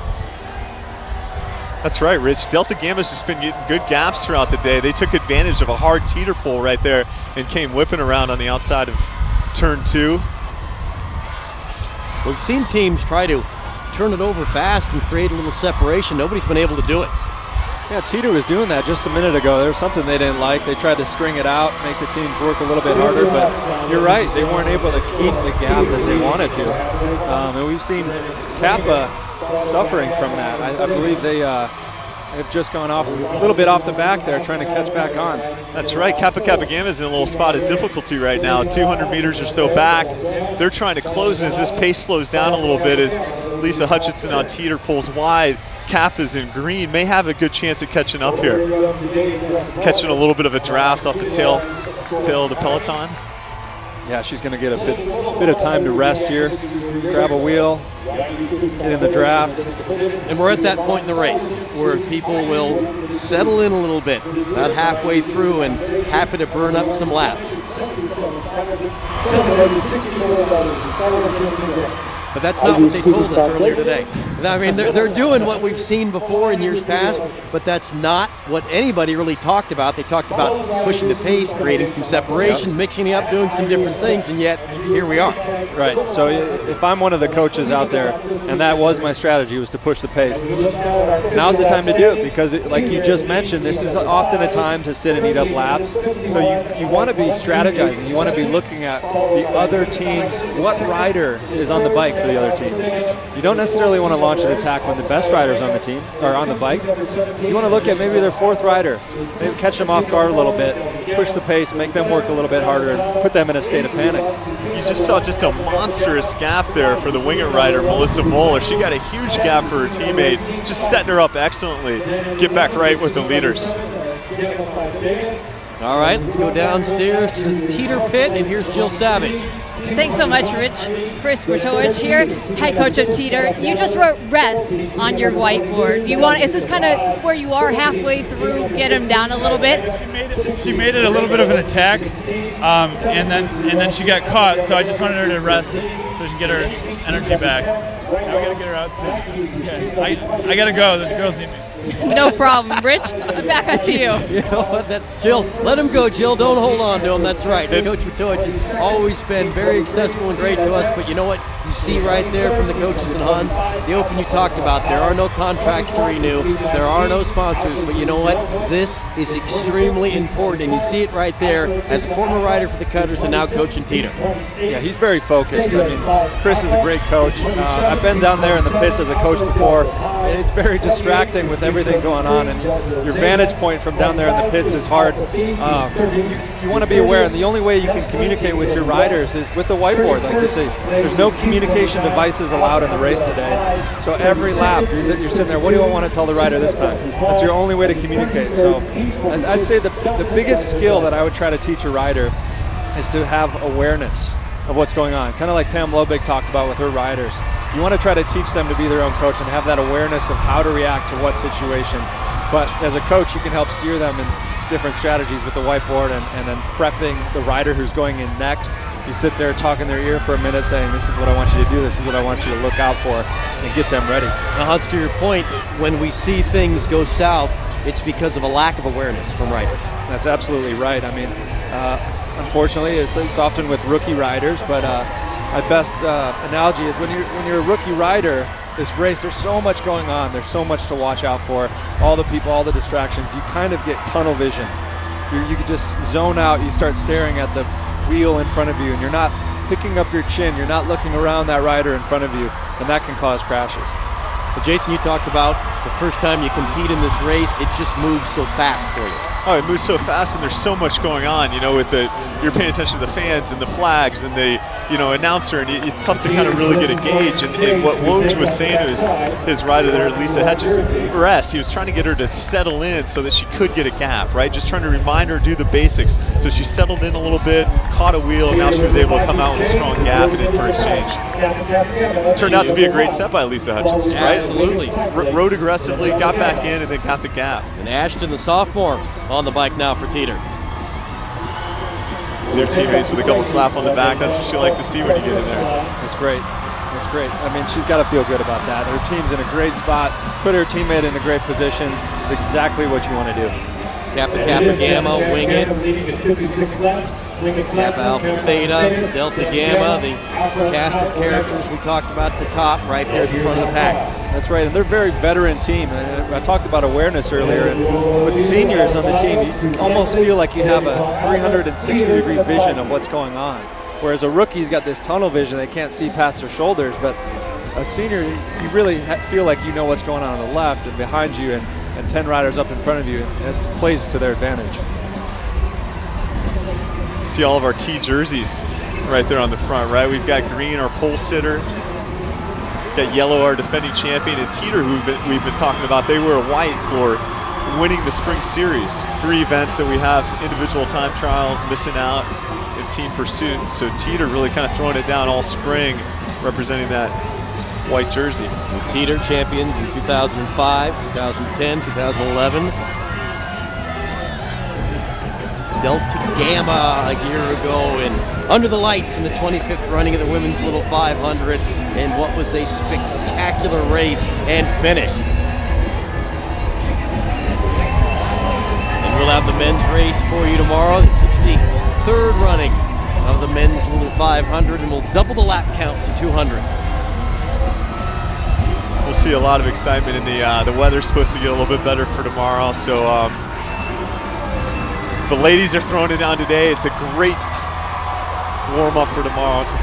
And now here comes a little push. Yeah, throwing down on the front stretch there. Melanzana, the team in red, they're on the lead lap, following out a Zeta Tau Alpha exchange. Zeta was on the lead lap earlier, so both of those teams are. And you can see Zeta Tau Alpha stringing it out. Melanzana going to come in for an exchange as well as we queuing off each other a little bit. You saw two teams with pits next to each other exchanging at the same time, and that comes up in Little 5, doesn't it? I mean, you've got a chance to kind of talk to your competitors, but if you got a chance to form an alliance and kind of cue off of each other, you do, and you saw that right there. You're right, and that's the awareness factor that I'm talking about. As a rider, you've got to pick up on those cues because there's not enough time for a coach to communicate, hey, I want you to grab their burnout. There's not enough time out there for that. So the rider has to know that. And they're going to see that, and they're going to take it as a free ride, free burnout on the track. Green jersey the whole team. On the inside, it's Cap Gala, Cap Alpha Theta, teams 1 and 3. Well, we've had a relatively clean race, but not completely clean. Not completely. Saw a little bit of bumping of elbows there. If you're not bumping, you're not rubbing, you're not racing. And a lot of people went down right there. A lot of young ladies. You see a little bit of a pile up. And then just a minor one in that right there, lack of awareness, what we're talking about, where one rider coming in to try to make an exchange just doesn't pay attention to who's around him. It's a little bit of that circus on the backstretch there, I think, doing an exchange. Not the ballet. I got a ticket to the circus, not the ballet. Sir, your tent is over there. Just kind of kept coming wide, and next thing you know, you're on the cinders. See Alpha Chi Omega there with a big gap, coming down the backstretch. Alpha Chi Omega team in blue. Teammate Chi Omega coming off the court curve. You hear Chuck Trapp say it as well. Alpha Chi with a big gap. We're coming up on lap 61, I believe, and if I'm a coach and I want to make this race aggressive and I want to shake things up. In the women's race, being only 100 laps, I'm thinking around lap 70 is when I want to try something. I want to start throwing down some effort, see if that gap will hold, like Woj mentioned. Wasn't able to hold the gap that they wanted to, but make a very focused attack around lap 70. Yeah, and I think we're going to start seeing it heat up. I mean, sometimes the first one doesn't stick. It's the counter, the second or third attack that works. So you're going to see them start shaking out the legs, and we're going to see a little bit more action now. With so many teams on the lead lap, you got to be starting to try to limit your competitors and drop a couple of those. You see DG taking a strong pull in the front now. It's Kelsey Phillips. And you're constantly reevaluating your plans. As a coach, you may have a number of game plans set up. You've got to reevaluate and then look at the lap count, look at how many riders you have, what their lap count is for each rider, and judge and assess, okay, I want to put you in for this many laps and do this many exchanges. Try to think about your end game right now. Melanzana riding a nice race as well. And they'll come in off the red for the exchange, but it's Phillips who eats up a lot of laps for the DGs in the yellow jersey. And you got to be feeling good, right? Casey Dukes, their sprinter, not on the bike right now. Phillips, number 2 out there, just eating laps up heavy. Here we are on number 62. I think she did over 50 laps last year. That's more than half of the race. That's impressive, really impressive.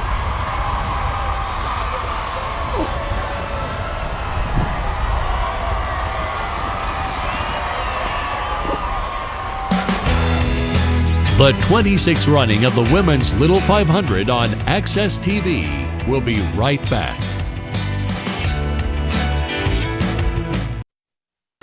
Race day is a calm chaos. As soon as you step through the fence and you're on the infield, everything else doesn't exist anymore. It's only you and your teammates in the track. Race day is the culmination of all of the trash talk and banter and competition that builds up throughout the year. one day that you train every single day, work to work up towards, and it's just the time to see all your friends, all your family standing behind you, supporting you. It's sort of the culmination of all of your efforts and all of these thousands of miles and hundreds of hours of training that you've put in over the past 12 months and even years before.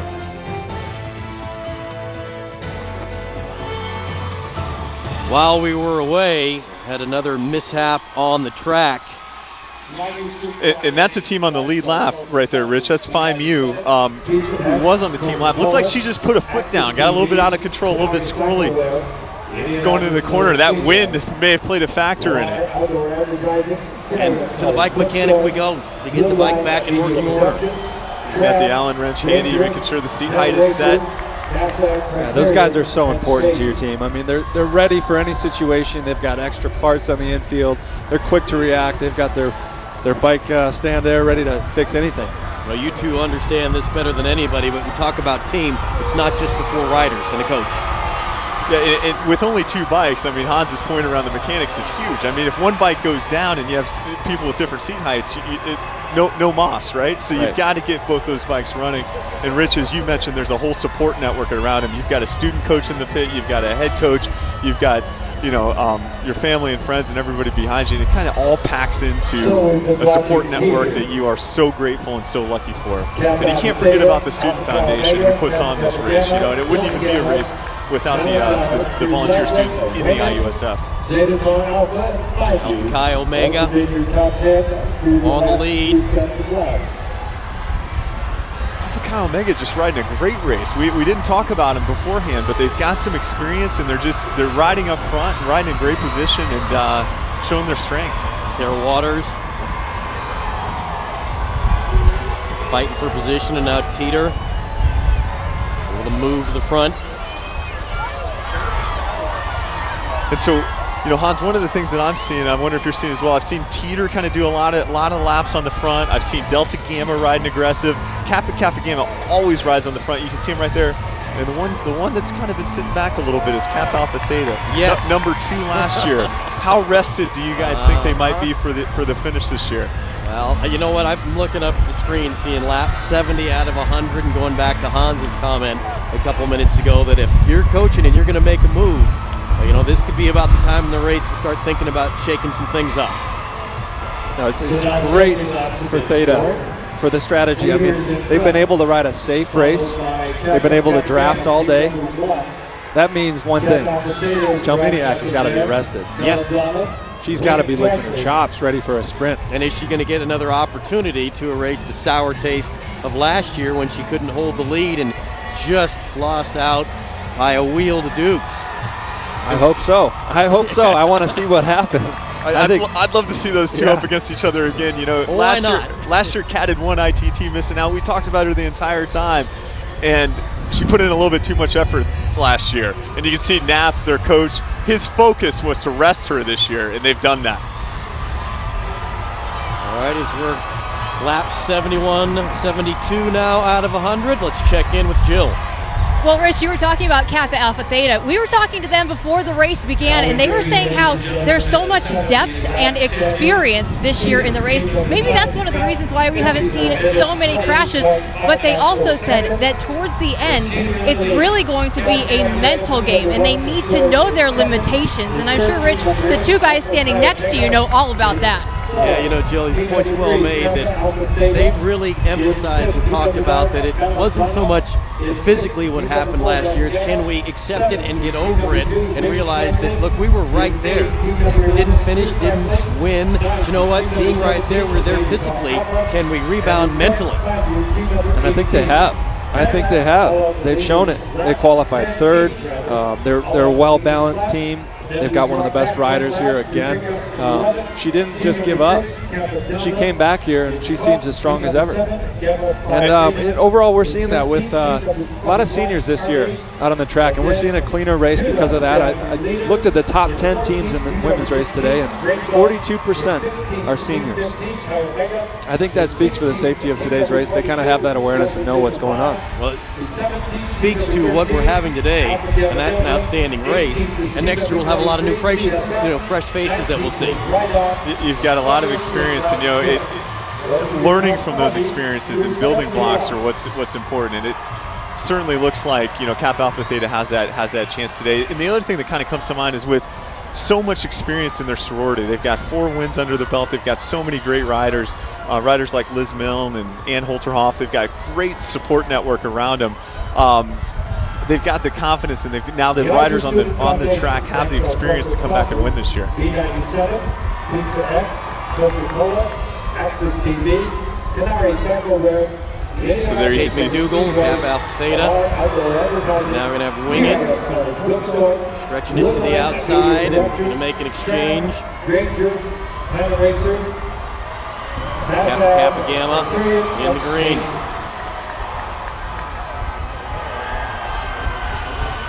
Crew Cycling riding a nice race as well. Crew Cycling riding a great race. Showing a lot of heart, showing some panache, being up with the leaders. Kappa Gamma, a team there that's ridden aggressive all race. Going in for an exchange, and Theta trying to chase her down.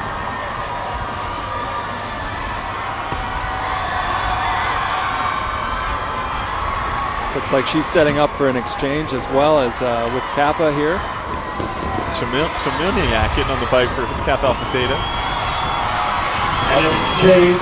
So there's Kat, their number 1 rider.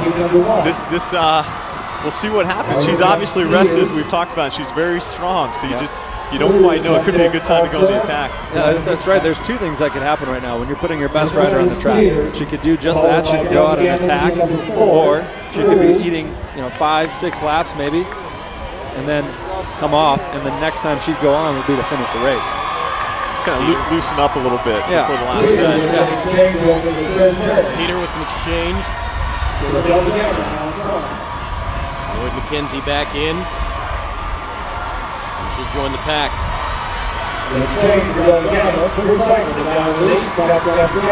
Delta Gamma with the exchange. Kappa Gamma at that moment, and Crew Cycling trying to take advantage. Opportune time. Kappa's just kind of snuck off the front there. Kappa Gamma and DG's pits are very near, so I wonder if they thought there was an exchange and the Kappas have snuck out. There's a little bit of separation right now. Teeter having to chase.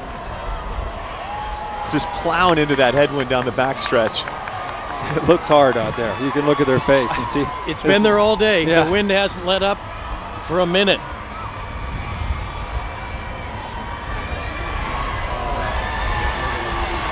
Six decades, Little 500 has been going on. A lot of familiar faces in the events, and there's people who have put in decades upon decades, and 2 ladies throughout the years have done a lot to make this event so special.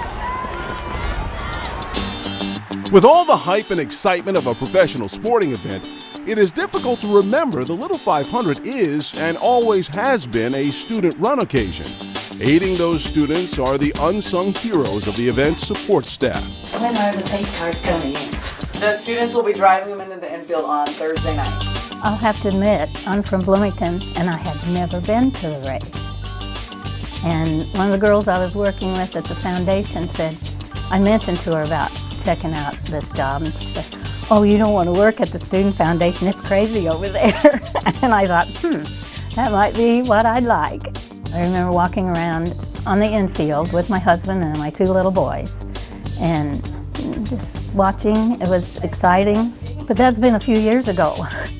It is hard to think of the Little 5 and not recall the event's spectacular crashes. And we've got our first crash at the back of the pack.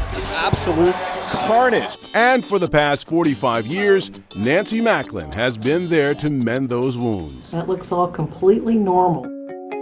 That was in 1973, and the old stadium, which is now an arboretum, was only men, had no women's race then, and they just went hell-bent for leather. They're so much safer now. Certainly they still wreck and have abrasions, road rash, if you will, but very few fractures, very few serious injuries. Mostly it's just bad scrapes with the black, muddy stuff from the track that gets in.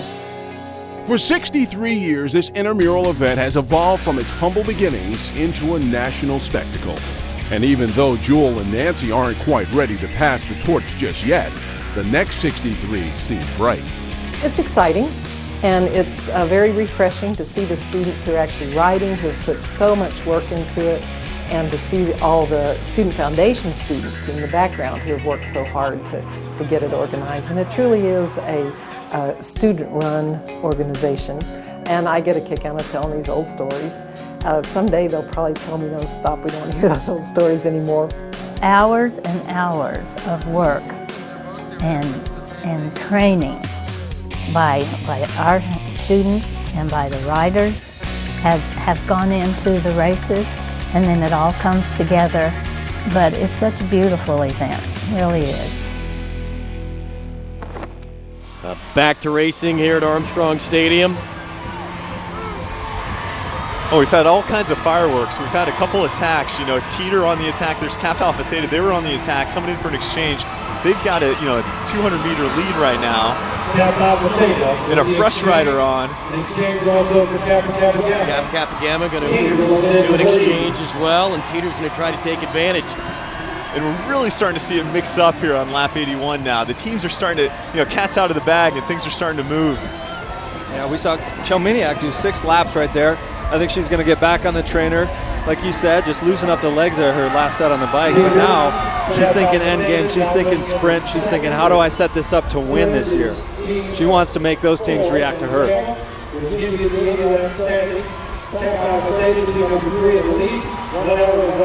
Teeter doing a lot of work again out in front in the wind.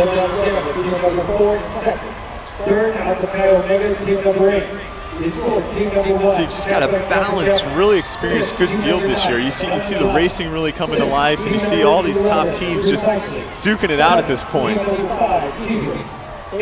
It is. It's still anybody's game. I mean, we've talked about some of the top contenders, but still I think we have 9 teams on the lead lap, and anybody who's hanging in there to lap 100 has a shot.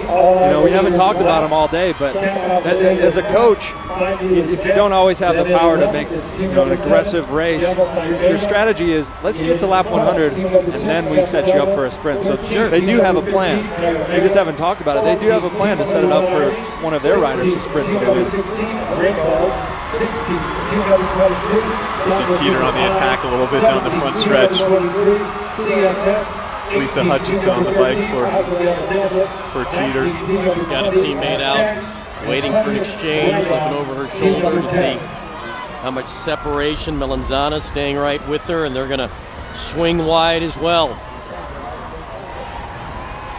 A couple of those teams on the backstretch, both coming in for bike exchanges. That's where communication is so important. You kind of got to know whether you're on that inside slot or the outside slot. You got to talk amongst each other so you can make for a safe exchange. They did it quite well. They did, and it's something they've practiced all spring. I mean, the riders here have to come to mandatory track practices from February to April. Any rookie who wants to compete today has to take mandatory rookie hours, rookie week. There's a lot of work. They have to meet minimum GPA requirements.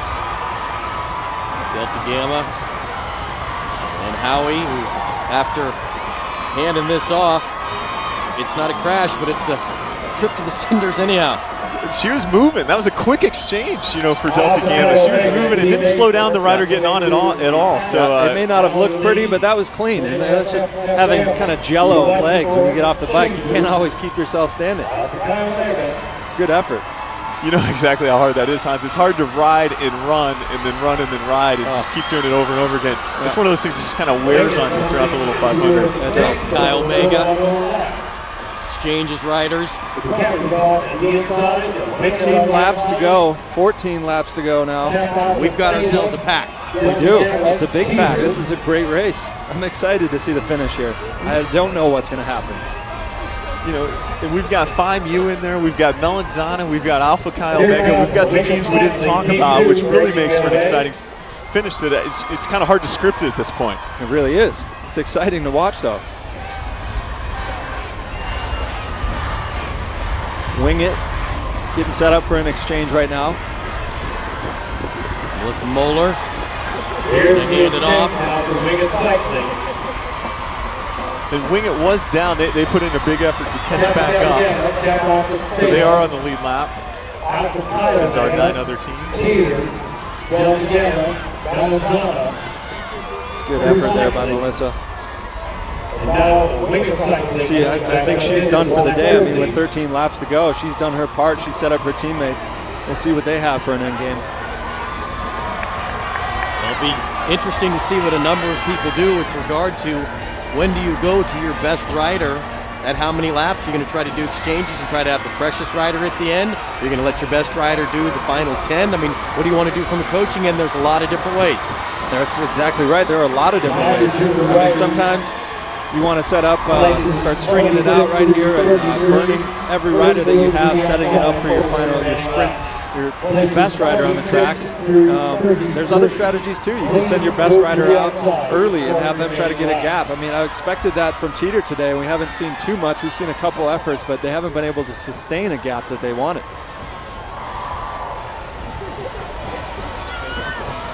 Everybody's just looking at each other saying, who's going to pull? I'm a bit surprised in a way because, you know, if you're thinking about all the teams and, you know, Casey Dukes won the sprint last year. She won missing out this year. She's been winning the events on the track. You know, okay, you don't want to sprint against Casey Dukes. So now if you're Teeter or if you're Kappa Alpha Theta, you know, if you're Kappa Kappa Gamma, it's a great time to kind of go on the attack. You're 87 in.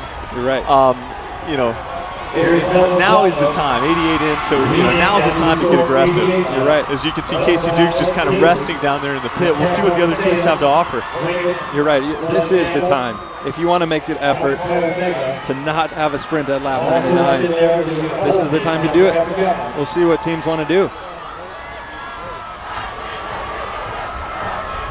Teeter, Kappa Kappa Gamma, Delta Gamma, Kappa Alpha Theta, Alpha Chi Omega, Wing It. They're all keeping a close eye on each other. And you know, what's it like when you're kind of looking around, looking at the other people? Well, it means you're not drilling it that hard, right? Exactly so you right. know, they've got time to sit up right now and look and see what's going on. I'm a bit surprised by you know, Teeter's doing that, to be honest with you, because they were so strong all spring. You know, they seem like the team that wouldn't be looking around. They just wanted to set the pace as hard as they could.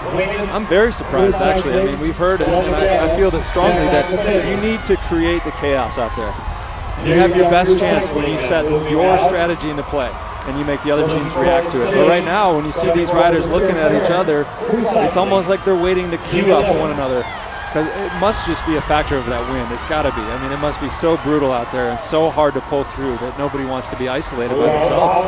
Kappa Alpha Theta going to push it hard here, in for an exchange. DG and Teeter teaming up right here. That's a deadly combo.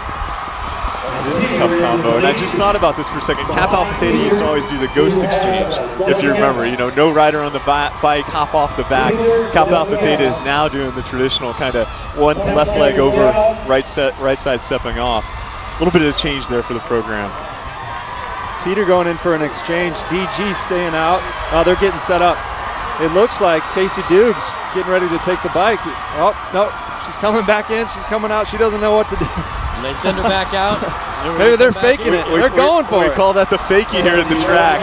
Pam Lobig waves them on. You've got a rider out, so everybody thinks you're coming in for a gap, but then you just keep going and burn one more. I love it. Kelsey Phillips on the bike, the defending champ, Delta Gamma. Oh, and they're queuing a little bit. You guys at home, you saw that Teeter exchange. Emma Coughlin was getting on. They were doing a bike exchange, and you saw a little bit of mishap in the pit. Slow Teeter down, and DG just drilling it right now. Throwing a cat amongst the pigeons, taking it all to the bank right now. And guess what? They've got one of their strongest riders sitting here in the pit, ready to take that bike when they want to. So how many more do you do with Phillips? Lap 92 out of 100. It looks like it's going to be this lap. They're going to exchange right now. And this is the decision you got to make. And Casey Dukes is a sprinter, but she's got a great lead right now, and did she slip on the pedals a little bit? Pedals a little bit. I mean, that could just be a fraction of a second, but still, you want to maintain that gap as much as you can. She still has it. She still has a lead, and I think she's going to put in the effort now to try to extend that gap.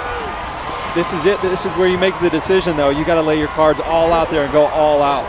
Decision has been made. Duke's back in the seat, and she's settling in. I think she could do it if she focuses and buckles down and does not look over her shoulder. You can't look back.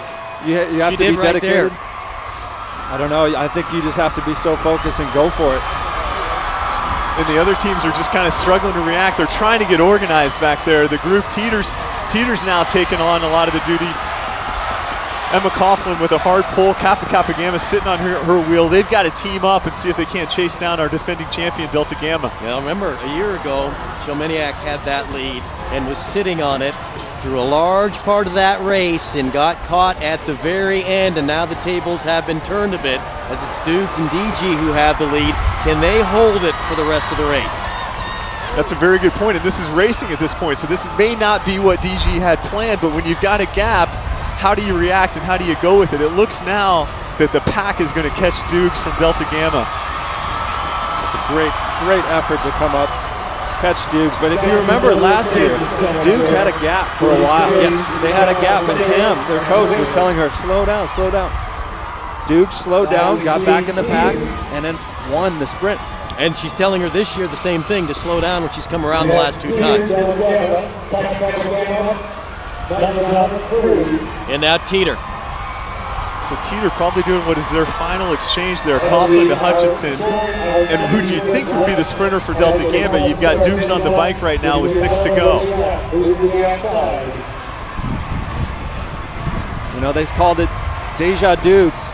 I mean, this is reminiscent of last year in so many ways. Kappa Kappa Gamma thought on an exchange, and now they are going to do it. Melanzano right in the mix as well. Oh, it's really starting to heat up. Now you see Teeter drilling it down the backstretch. There's a Kappa pit. Teeter's punching it down the backstretch. It's got a little gap. And you've got a tired Casey Dukes on the bike right now for Delta Gamma because she did a lot of work off the front. Right now, this is kind of 1-2. This was our counterattack that we were thinking about earlier. Teeter off the front now. Hutchison for Teeter.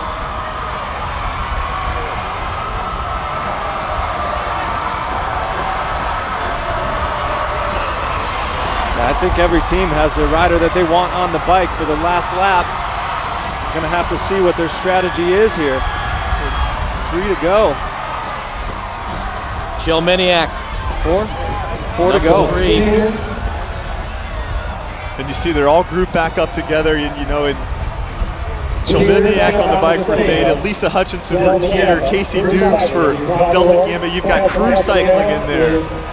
You've got Kappa Kappa Gamma. You've got Pi-Phi on the outside. You've got a huge pack rounding out the 26th Women's Little 500 here. This is great. This is exciting. This is going to be a good sprint. Who's going to make the first move and when? These are the same ladies that were there last year. So we saw it play out one way. And we're just, now we have to figure out how it's going to play out this year. You know, Kappa Kappa Gamma always rides aggressive. So Stevens doing just that. Could be the team that leads it out. They're looking to create the chaos right now. Stevens does that.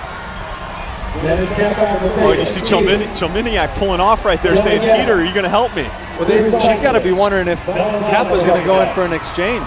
She's got to be wondering that in her head, and if they're not, then this could be a mistake to let her go.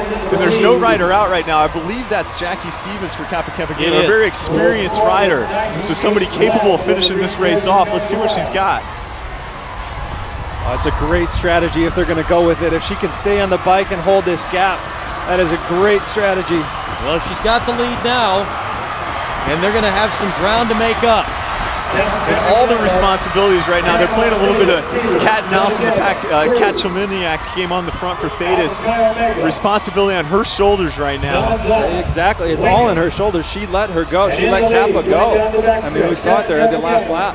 Now she's doing the work to try to catch back up. And responsibility is kind of an interesting term because who really does have the responsibility for closing? You know, you've got a defending champion, you've got a white jersey there. They all share it at this point. They've got to team up and see if they can't close Kappa Kappa Gamma's big gap right now. And part of that responsibility falls on the fastest rider on the track, the winner of ITT's Kat Chilminiak. She's doing a lot of work right now. She's got one lap to go. And a sprint. Can Stevens hold on? Oh my God. Jackie Stevens has got the gap, and she's making this race right now, and Kappa Alpha Theta is trying so hard to close it. Chilminiak and Dukes giving chase. Oh, she's coming fast. She's coming fast from the back there. Chilminiak wants this bad. She's out of the saddle. Can she erase the bitter memory of last year? Is it going to be Dukes hitting the gas on the repeat? Dukes around the corner. Delta Gamma in the yellow jerseys down the stretch to win the 2013 Little 500. Delta Gamma 2008, 2012, and 2013. A repeat of last year going into turn 3. That was exceptional. Up out of the saddle. What a performance by Dukes. Unbelievable sprint by Dukes. I mean, that played out just perfectly for her. She knows how to do this. She's done this before. She knows how to win, and she loves it. What a push on turn 3. We've seen it before from her, and we saw it again, and you can predict it, but with that kind of speed, you can't match it. That was absolutely phenomenal. One of the best Little 500s I've ever seen. One more time in real time. Dukes right here, Hans, just blows away the field. She had it there. She slipped on the pedals a little bit, but she already had the gap. She didn't need any more. And she won with a huge gap. Huge gap. Pam Lobig and Delta Gamma celebrating back-to-back Little 500 victories. We've seen it before last year. See it again this year. Wow, what a sprint. Deja Dukes. You got to be thinking Deja Dukes. The other teams didn't want to hear it, but we anticipated it a bit, and we saw it today. It's great. An entire team made up of seniors. Back-to-back Little 500 championships. And with sprinters, we use this term, fast twitch muscles. Apparently, Casey Dukes is packed with some fast twitch muscles, able to finish it off. Downstairs to the victors, here's Jill. Thanks so much, Rich. Casey, take me through that last lap. Did you know how the gap that you had? I had no idea the gap that I had. I thought they were right behind me. My pedal slipped, and I was like, shoot! No, that worked out perfectly. It felt so good. I've been dreaming, literally. We have planned this race on a million times, and that's how we do it. And that's what we did. So I couldn't be more proud of all of us. We worked our butts off. Feels good. How does the second win in a row feel for you? The second win in a row. How does it feel? I mean, it's incredible. I have felt this since we won last year, and now it's just real. It's great. It's amazing. Well, thank you so much, and congratulations to Delta Gamma. Rich? A little emotion down there in the pit, gents. Oh, teamwork too. Casey got to finish it off, but it was Kelsey Phillips, big first set. Emily Lobeg, Alexis Howie, picking up 2 wins in a row. It was a team effort, as you mentioned. Seniors on this team. I thought it was going to be a great race. It was. It was a great race. It was fun to watch. I mean, so many teams in contention down to the last lap. Right when you think one team is going to win, another one's pulling back and wins the sprint. I mean, it was great coaching by Pam. She really taught the riders how to react and respond and know what to do out there. And so many different ways to do it and think about it and figure out the strategy from each side. But Delta Gamma, knowing they had a plan, executing it perfectly, and knowing this is where we wanted it as we take a look at our unofficial results.